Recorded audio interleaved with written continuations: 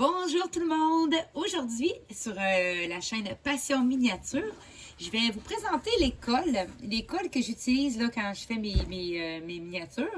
Autant pour les meubles de bois, on parle des perles, on parle aussi des fils métalliques, on parle de tissu.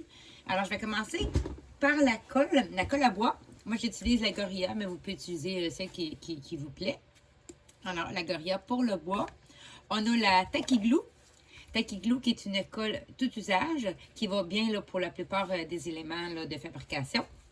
On a ici, moi j'utilise la colle Super Glue. Là, encore là, c'est la marque que vous désirez utiliser. Ici, c'est la fine qui va bien s'adhérer, qui va très rapidement sécher. Alors, la colle, la Super Colle. La Super Colle aussi pour le métal.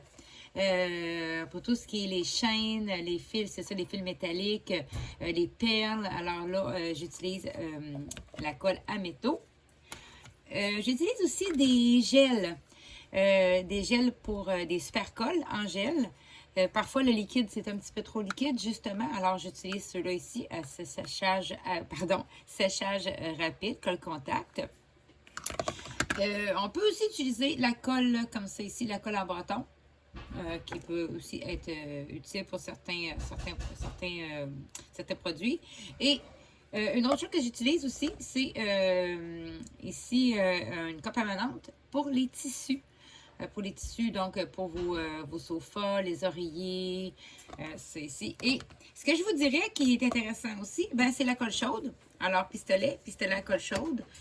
Par contre, je vous dirais, la colle chaude, c'est pas une colle qui colle énormément. Alors, ça décolle facilement. Si vous voulez vraiment bien coller vos éléments, allez-y avec une colle à bois. Quand c'est du bois, avec le Tacky Glue pour les différents autres éléments. Ou sinon, une colle, une super colle. Une chose que vous pouvez utiliser, super pratique, avec les super colles comme ça ici, les petits embouts, les applicateurs. Les applicateurs, là, parce qu'on a des, parfois, là, ben, très souvent, là, c'est des petits éléments. Alors, on veut éviter de mettre trop de colle. Je vous dirais que ça vaut la peine d'en acheter. C'est pas très dispendieux. Vous pouvez acheter ça à coût de centaines.